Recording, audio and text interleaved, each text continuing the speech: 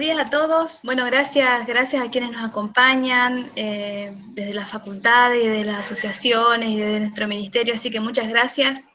El apoyo es importante, el que conozcan todo el esfuerzo que se está haciendo desde el otro lado para tratar de dar cada día un poco mejor nuestros cuidados es importante. Y nosotros nos planteamos hacer una jornada luego de un año de pandemia. Entonces, al año de pandemia yo creo que nos quedan muchos interrogantes aún y muchas cosas por barajar y dar de nuevo, ¿no? Hay cosas que tenemos que reaprender y hay cosas que no las vamos a poder seguir haciendo como las hacíamos siempre. Dentro de ese contexto, hemos decidido dividirlo en 2 días para que sea más tranquilo, porque sabemos que también tenemos que cambiar esa mirada, ¿no? De cómo organizar un congreso virtual, cómo organizar una jornada virtual, también es todo un desafío.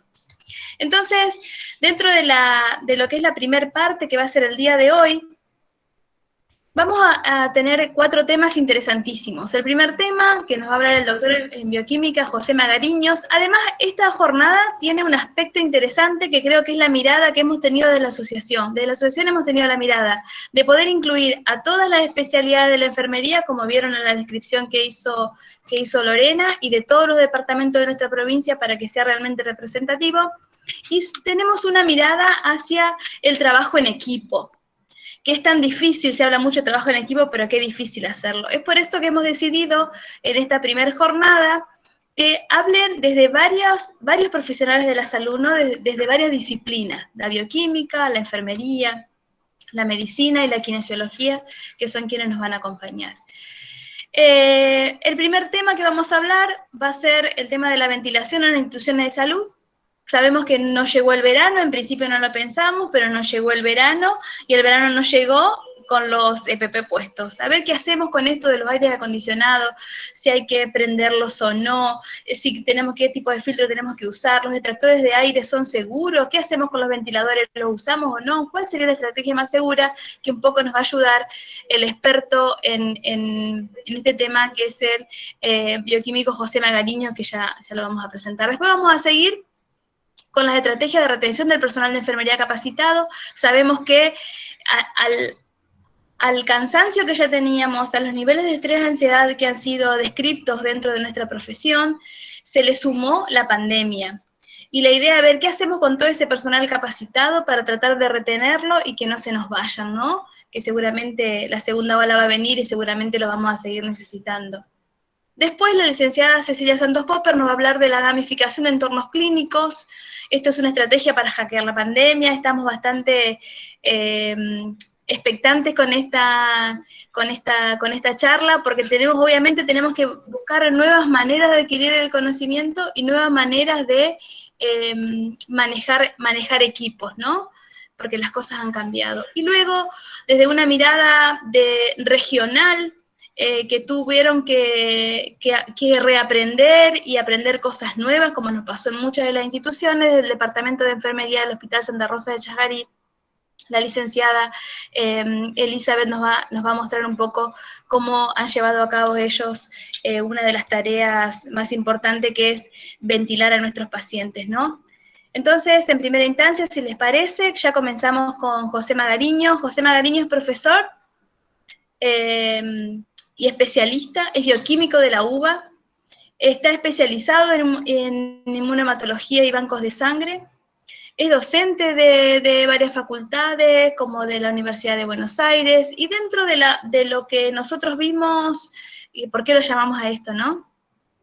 Porque él es secretario del Organismo de Normalización IRAN y miembro pleno de los comités de bioseguridad, áreas limpias, tecnología médica y tratamiento del aire ambiental en instituciones de salud en IRAN.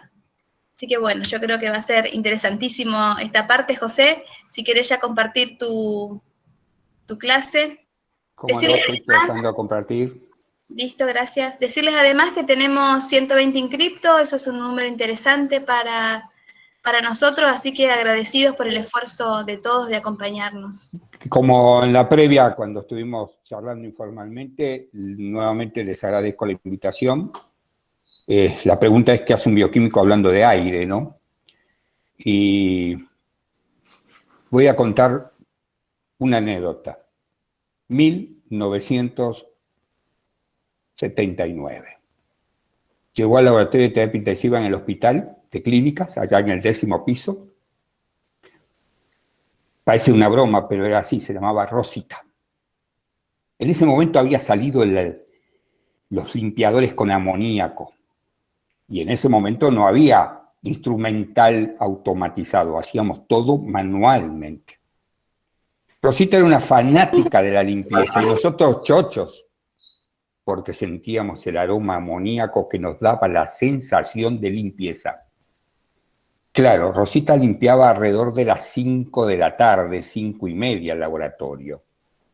Y sorprendentemente, los médicos nos decían: chicos, ¿están seguros de la urea que nos están informando? Porque de golpe los pacientes están todos urémicos. Y la reacción medía amoníaco. Ahí fue mi primer impacto de la importancia del aire ambiental en nuestros lugares de trabajo. Después pasaron los años, vino la automatización, y el problema fue que los aparatos entraron en espacios que eran muy chicos, no estaban preparados para aparatos, no están preparados para aparatos, producían calor, ruido, y entonces llenamos de split. 10º piso, laboratorio de terapia intensiva, hospital de clínicas tiene, no les miento, 3 metros por 7 de largo. Hay 4 split. Impresionante. Y con eso tratamos de sostener que los aparatos funcionen. Nosotros somos otra cosa. Pero vamos al tema, porque mi charla trata un poco de traer esto que Isaac Newton, para mí, obviamente lo estudié mucho por la física, decía que los humanos construimos demasiados muros y no suficientes puentes. Por eso mi intención hoy es construir un puente. Como es lo que corresponde, voy a hacer mi declaración de ausencia de conflicto de interés. Ya les anticipo a la asociación que les voy a mandar la presentación. La pueden distribuir libremente. Lo único que les pido es que se respete, cuando en las diapositivas están los autores, se respete la identidad de los que han producido eso. Pero sí, la información está, y otra información que vamos a ver a continuación. La idea de esta agenda, y no es exactamente este seguimiento, este orden, es tratar de ver, bueno, ¿qué sabemos con esto del aire en este contexto de pandemia? ¿Qué sistema disponemos para asegurar la calidad? ¿Qué recomendaciones hay? ¿Qué se usa como indicador de evaluación para saber si hay buen aire o no? Y fundamentalmente, pensando en Isaac Newton, ¿no? ¿Qué alternativas tenemos para atravesar el istmo, y no es un error, istmo, del deber ser frente al poder ser? Porque, colegas, lo sabemos, la Argentina es sumamente heterogénea, desde las bellezas naturales y sus recursos, como también lo es desde su infraestructura. Y es muy cómodo hablar desde un sillón con aire acondicionado y aire central a estar en el medio de la nada. Entonces, bueno, voy a tratar de dar algunas ideas a ver cómo podemos resolver. No es nuevo que el aire acondicionado es un causante de problemas. Ya en el año 94, en el Heraldo, en el País, en España, se publicaba ese artículo que está allí arriba, primer causante de infecciones respiratorias en el verano, y en el 2020, si faltaba poco, el mal uso del aire acondicionado aumenta un 20% las infecciones respiratorias, algo que supera, que va más allá del coronavirus. Pero ¿qué sabemos?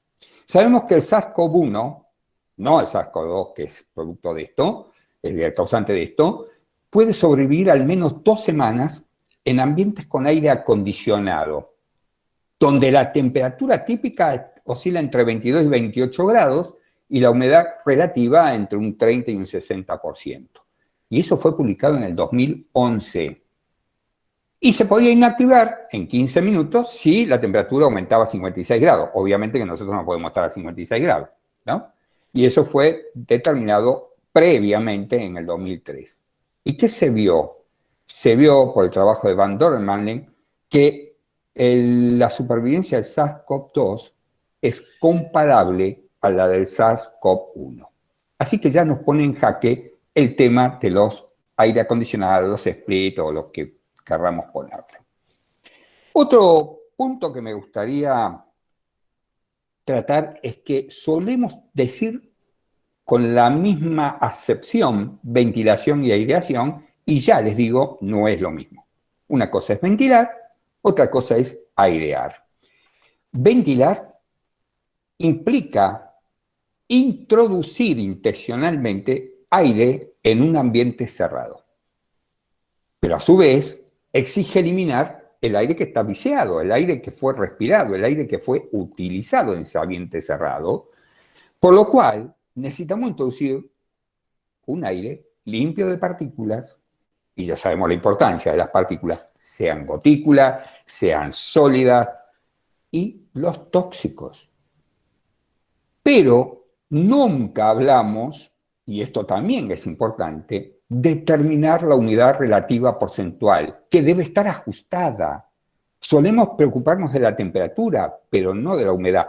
Y para que tengan una idea de la importancia de la humedad, simplemente los remito a que recuerden la boca de salida de un split, de un aire acondicionado que está goteando permanentemente. Esa es humedad que está sacando de adentro.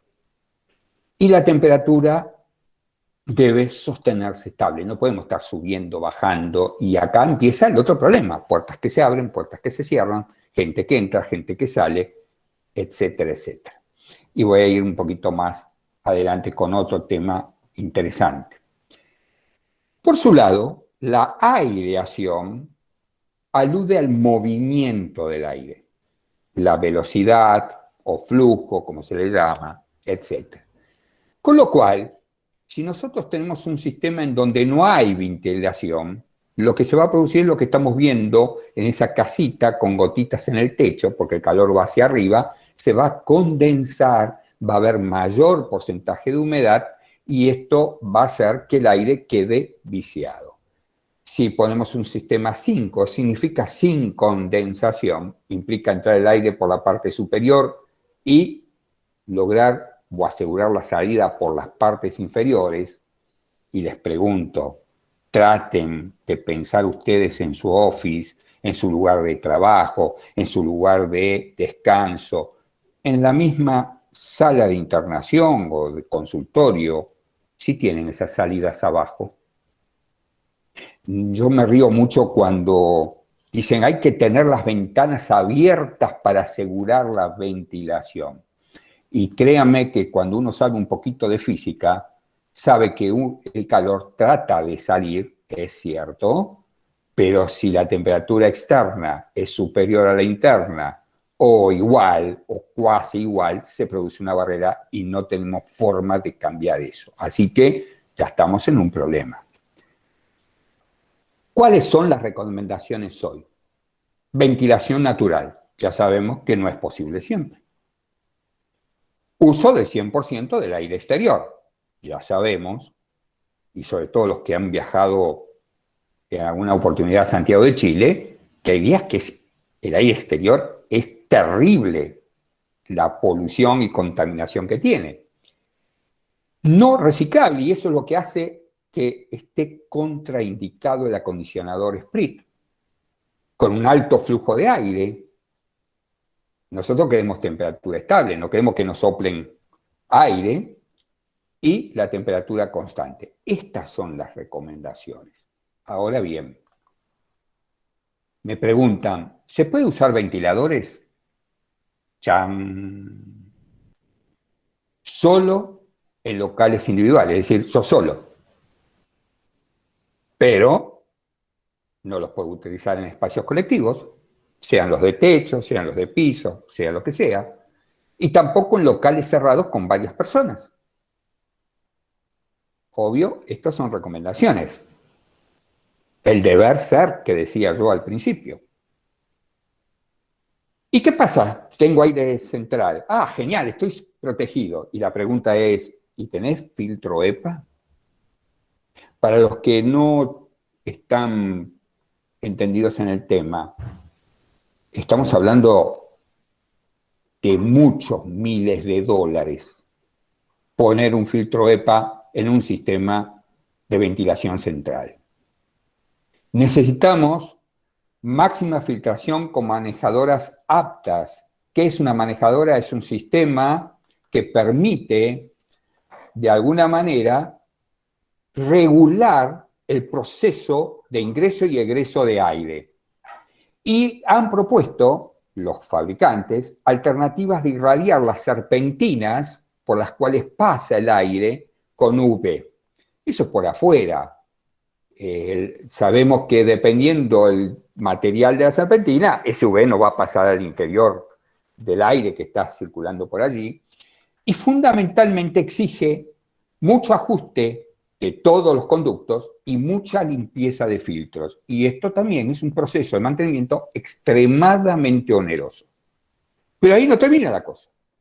Necesitamos que el sistema esté encendido 2 horas antes de iniciado la actividad en ese ambiente y permanezca encendido hasta 2 horas posterior. Y debe asegurarse un flujo del aire de la zona sucia hacia la zona limpia, de la zona limpia de aire que está entrando hacia la zona sucia y asegurar, por diferencial de presión, que ese aire salga de la sucia hacia el exterior. Y acá empieza el otro problema, que vamos a contaminar el exterior, tenemos que tratarlo.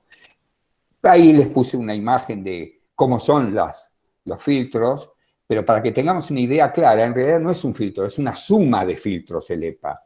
Hay un inicial que trata de que el aire contaminado, las partículas más grandes como el polvo, las pelusas, el polen, partículas sólidas, humo, en partículas sólidas importantes, se quede atrapado allí. Luego se absorban los gases y olores tóxicos a través de un sistema de carbón activado que se satura, obviamente, y finalmente el famoso filtro EPA que va a tener como fin final el polen más pequeñito, los hongos, las bacterias, los virus, etc. Y eso, si todo está ok, nos aseguraría respirar un aire del 99,9% de pureza. Pero, como yo les decía, es importante también la temperatura constante.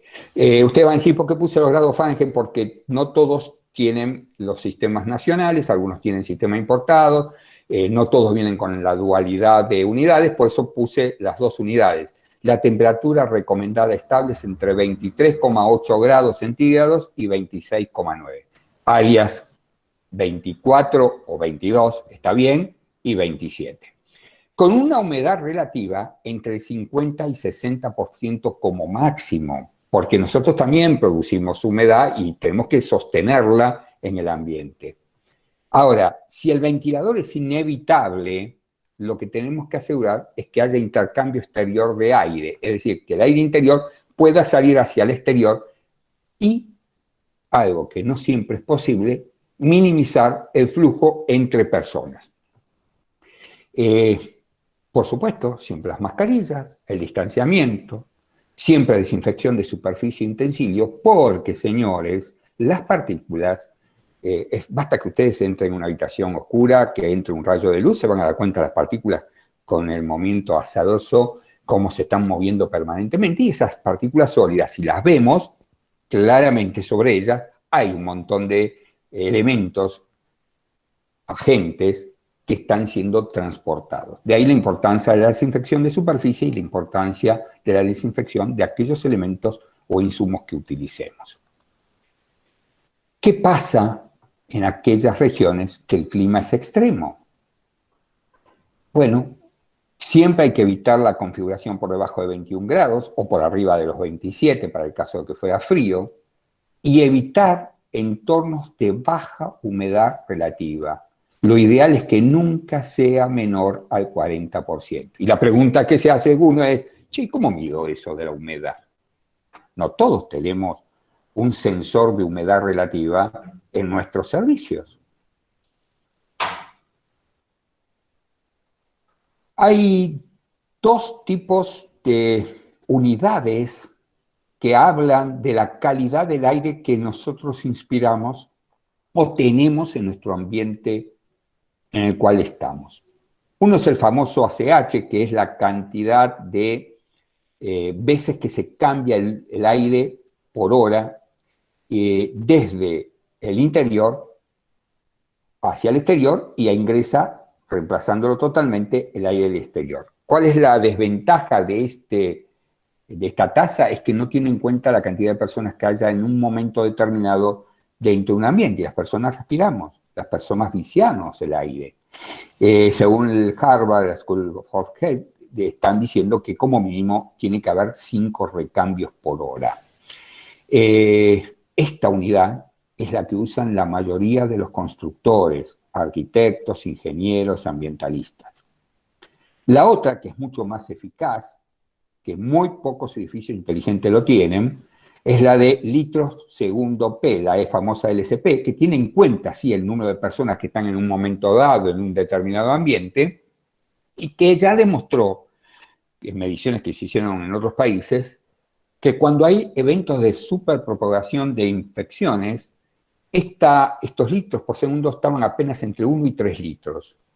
Y la REVA, que es la Confederación Europea de Sociedades de Ventilación, Aireación, de hospitales y ambientes de trabajo, recomienda que al mínimo sean 10, aunque lo ideal es que sea entre 20 y 25 litros por segundo por persona.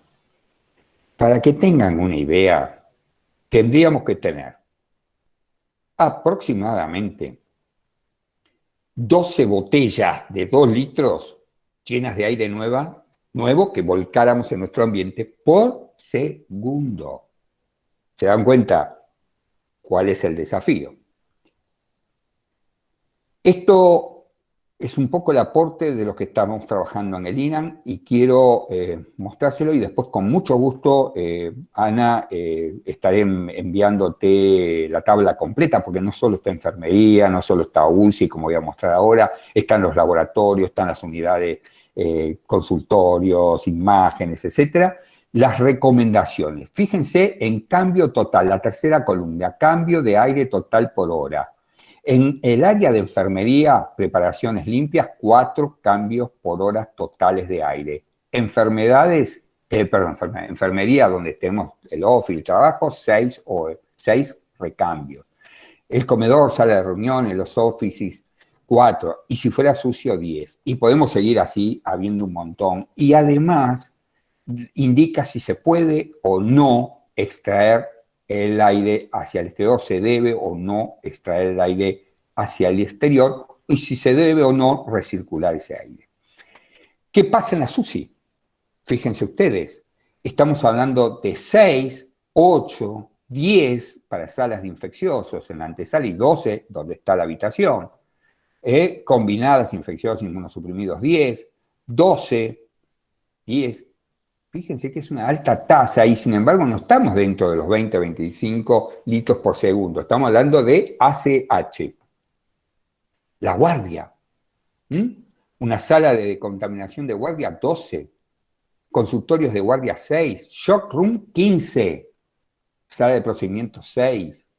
Fíjense qué interesante que es esto y me parece que puede ser de mucho valor para que cada uno tenga y sepa qué solicitarle a su personal especializado en el sostenimiento de aire ambiental. Las salas de espera, impactante, ¿no? Una sala de espera de guardia, 12. Un triage, 12. Diagnóstico por imágenes, 12. Sala de espera de consultorio, 6.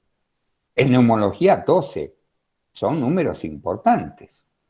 Y generalmente, como siempre digo, debemos tener un equipo central que tira aire y va para todo el hospital, salvo 2 o 3 unidades que tienen su sistema individualizado. La pregunta es, ¿qué ocurre si el aire ambiental no está protegido, no está bien mantenido el sistema? Bueno, hay 2 mecanismos importantes que contribuyen a transmitir las infecciones. Una es, por supuesto, la condición ambiental para que sobreviva el virus. Y la otra es el aumento de la tasa de recirculación que tengamos del agente infeccioso. ¿Qué soluciones alternativas hay? Porque no tengo aire central con todo ese EPA, ni que tengo la posibilidad de los litros por minuto. Bueno, puedo usar un extractor de aire, esas famosas campanas. que tiran aire hacia afuera, o un purificador con salida directa externa. No se puede reciclar. O podría usar un ventilador direccionando hacia el exterior, sea esto una puerta o sea una ventana. Pero cuidado, no tiremos la cosa hacia una puerta que vaya hacia adentro, que es todo un tema. Y no siempre las estructuras lo permiten. Pero esto es las soluciones alternativas que se proponen. Entonces el puente. ¿Cómo puedo saber yo si en mi servicio, en mi lugar de tarea, está bien ventilado? Y la clave es medir el dióxido de carbono en ese ambiente. Normalmente, en el ambiente ambiental tenemos unas 400 a 420 partes por millón, es decir, 400 a 420 moléculas de dióxido de carbono por millón de moléculas que hay en el aire. Se considera que la habitación está bien ventilada cuando ese número está entre 800 y 950. ¿Pero qué significa 800? Que el 1% del aire que nosotros inspiramos ya lo respiró otra persona. Y cuando ese número sube a 2400, implica que el 5% ya fue respirado por otra persona. Créanme que en algunas mediciones que hemos hecho nosotros en salas de espera, llega a 11.000 partes por millón. ¿Por qué hay más cantidad de dióxido? Lo hay si hay mayor número de personas, obviamente, que están inspirando y expirando, mayor hiperventilación de esas personas, están agitados, están febriles, o hay una peor ventilación en general. Por eso medir dióxido es un buen recurso. Y la pregunta que me van a hacer seguro es cómo mido el dióxido. Hay muchas tecnologías, no voy a hacer propaganda de ninguna. Hay tres grandes técnicas. Una es lectura de doble longitud de onda, que permite, por diferencia, saber o aproximarse a qué es dióxido de carbono. La otra es el infrarrojo, que enseguida vuelvo, y sensores químicos. En el infrarrojo es muy estable, es muy selectivo del gas a medir, tiene una muy larga vida útil ese instrumento y resiste en condiciones muy extremas, tanto de humedad, de polvo o de suciedad. ¿Dónde se consiguen, señores? No hago propaganda. Entre Mercado Libre tienen de lo que quieran, desde 1.000 pesos, obviamente tendrán menos eficacia o informarán menos cosas, hasta 100.000, 150.000 pesos, donde tienen obviamente otras mediciones, otra posibilidad de poner alarmas, etc. Pero yo les digo lo mismo que les digo a mis colegas bioquímicos cuando se enojan con los point of care y les digo, a ver muchachos, no se trata el point of care de tener un valor exacto, sino de tener una alerta. Saber que si se supera eso, algo vamos a hacer. Tenemos que ventilar en este caso, ¿no es cierto? Entonces, uno de mediano costo, accesible, es una buena utilidad que además se puede compartir entre diferentes sectores y nos daría una idea de cuán bien o cuán mal estamos ventilando nuestro espacio. Para que reflexionemos a futuro, porque hay que aprender. Esto, más allá de lo que digan, no es la única pandemia, ¿no? Ya sabemos, la historia del hombre estuvo con muchas pandemias, la va a haber de otros tipos y otros problemas. Señores, tenemos que volver a revisar los tiempos de atención y su modalidad. Sé que la gente de escritorio, a cargo de la función pública, no siempre lo tiene en cuenta, pero cuidado porque es inversión, no es gasto. Que los CPP, solo esos que nos ponemos, no alcanzan. A ver, a mí me gusta decir algo, el aire ambiental también es un EPP. Hay que registrar y medir el desempeño de la ventilación y planificar. Los grandes centros que tienen infraestructura, edificios reestructurados, suelen tenerlo. Ahora, es algo más que anotar en una planilla. Es tener alertas y es tener protocolos para, bueno, ¿qué hacemos cuando suena la alarma? Debemos revisar espacios no críticos. ¿Qué pasa en el vestuario? ¿Qué pasa en la zona de descanso? ¿Qué pasa en los pasillos donde la gente circula? ¿Qué pasa cuando la sala de espera de la guardia se saturó y tenemos gente por todos lados? Por lo cual, tenemos que tener límites claros de dedicación y tiempo de mantenimientos preventivos, evitar el uso de equipos recicladores y seleccionar herramientas para el trabajo y la gestión segura y rediseñar infraestructura. Esto es lo más costoso, esto no es posible en todos lados. Por eso, estimados, hay alternativas que estamos diciendo. Y a medida que ustedes prueben, a medida que ustedes vayan viendo la efectividad, entonces comunicarlo. Porque uno de nuestros problemas esenciales es que muchas veces pensamos que si no publicamos en una revista, wow, no sirve. Sirve todo, porque nosotros tenemos nuestro propio contexto. Debemos comunicar nuestra experiencia y por eso valoro mucho estas jornadas pre-congreso. Y les dejo esto. Nosotros en el IRAN estamos trabajando, esta fue una EPD que ya salió, la 80.400-1, que tiene todos los requisitos para los que deben construir o deben elaborar. Pero les doy a la derecha para que ustedes vean que no es tan fácil poner un sistema central con filtro CEPA. El que tiene en la mano el señor es un filtro EPA, y cada una de esas ventanitas que ustedes ven que parece un buque, ¿no?, que tiene el ojo de buey hacia el fondo, ahí iría, en cada una de esas puertitas, iría un filtro EPA. Como ven, la cosa no es tan simple, no es tan sencilla. Entonces tenemos que buscar mecanismos alternativos, pero pensar para cuando se vayan a hacer cambios de infraestructura, hacia dónde tenemos que ir. Les agradezco y les dejo esta frase de Albert Einstein.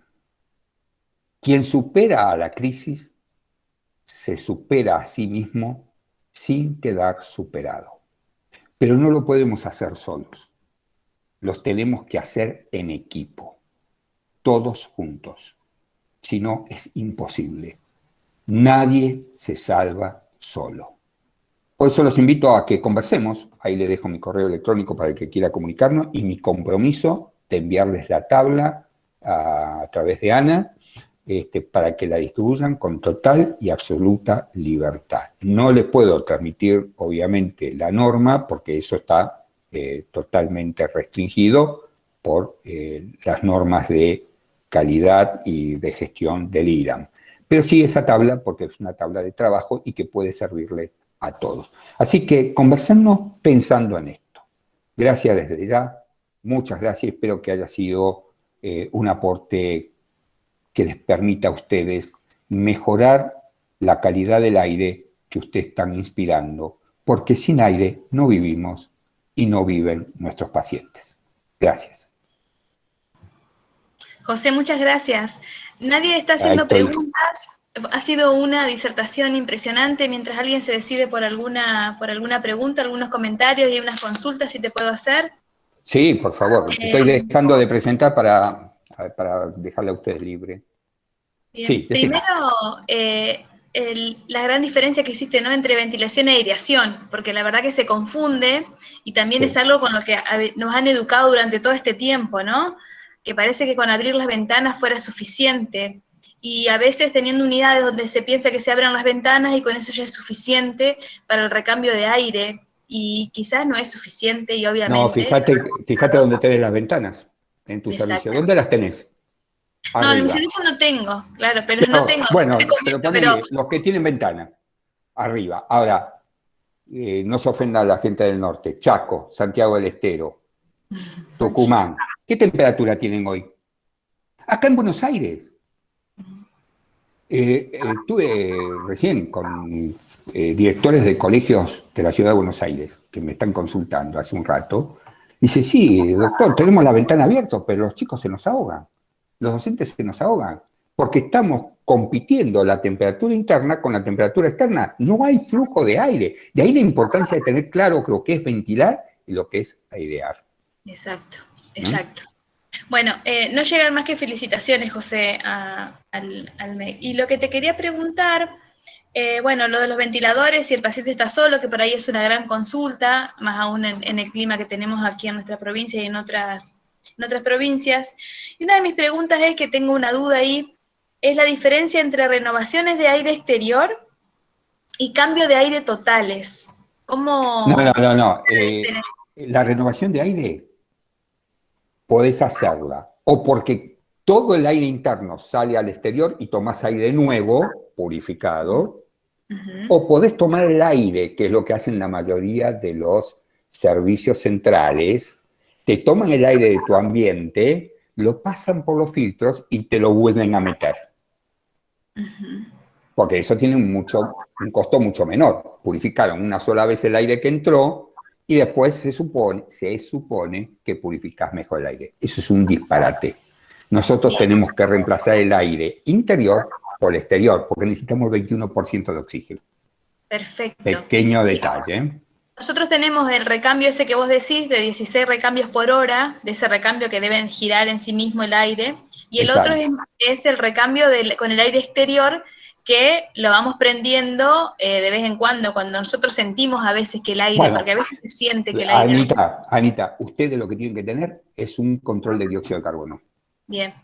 Vos tenés un control de dióxido de carbono. Estamos hablando, chicos, en serio les digo, no necesitan comprar el de 100.000, ni 50, ni 4... Con uno de 1.500, 2.000 pesos que te da, que te dice un valor pequeño, pero sabes que tenés que tener hasta 900. Ponle que te dé hasta 2.000 el rango. Vos ya sabés que arriba de 2.000 no está bien aireado. Punto.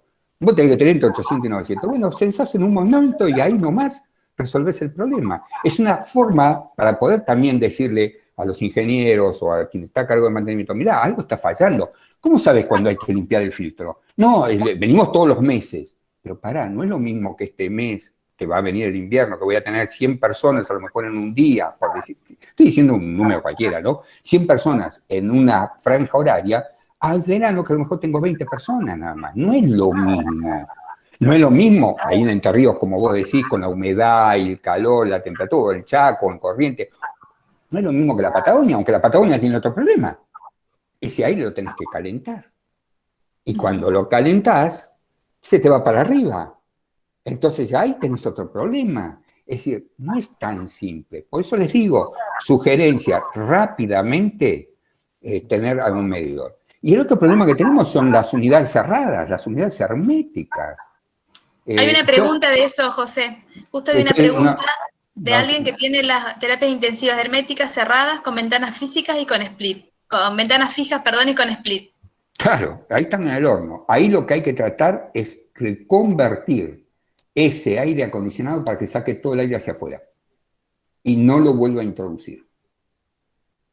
Ahora, una de las cosas que yo aprendí en Estados Unidos, a raíz de la familia, bueno, vos sabés, Anita, lo personal, ¿no? Una cosa que me impactó mucho en los hospitales allí es que las terapias no tenían puertas. Tenían, o sea, doble cortina, yo le digo cortina, ¿viste? Doble sistema de tela, plástica o polímeros en realidad, para poder entrar a la habitación y el office de enfermería en el centro. Todos mirando los sistemas de computación y más cosas. Y unas pocas salas tenían, sí, puertas. Y es impresionante, en ningún momento sentís ni frío, ni calor, ni sentís viento, ni nada. Pero lo que vos decís, nunca sentís que el aire te está agotando, que te falta. Y es porque hacemos un sistema único y tienen esto que yo les decía, el aire entra por la parte superior y sale por la inferior, el sistema de los aviones. ¿Vieron que todo el mundo pone, che, miren qué barbaridad, el aeropuerto separados para hacer el check-in y después, media hora después, están todos sentados en el avión? Muchachos, ojalá tuviéramos un sistema de avión, porque entra el aire, va para abajo y sale, no reciclás aire. Entonces, de ahí la importancia que tiene que pensemos cada uno de nosotros qué posibilidades tenemos.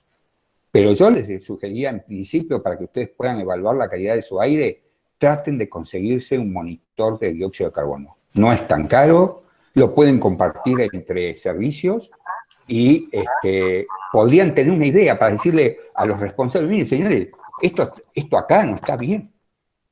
A ver qué podemos hacer. Y la otra es el ventilador, porque hay algunos que tienen ventilador de techo. Nosotros estamos hablando de los ventiladores de piso. ¿Está claro eso? No los ventiladores de techo, porque el ventilador de techo te tira para abajo y te levanta toda la tierra del piso. De ahí la importancia que tiene la higiene, la limpieza. No, pero el horario, y bueno, muchachos, estamos en pandemia. Los horarios hay que reverlos. Por eso yo había puesto esa diapositiva, repensar la modalidad y los horarios de trabajo. No sé si hay alguna inquietud más.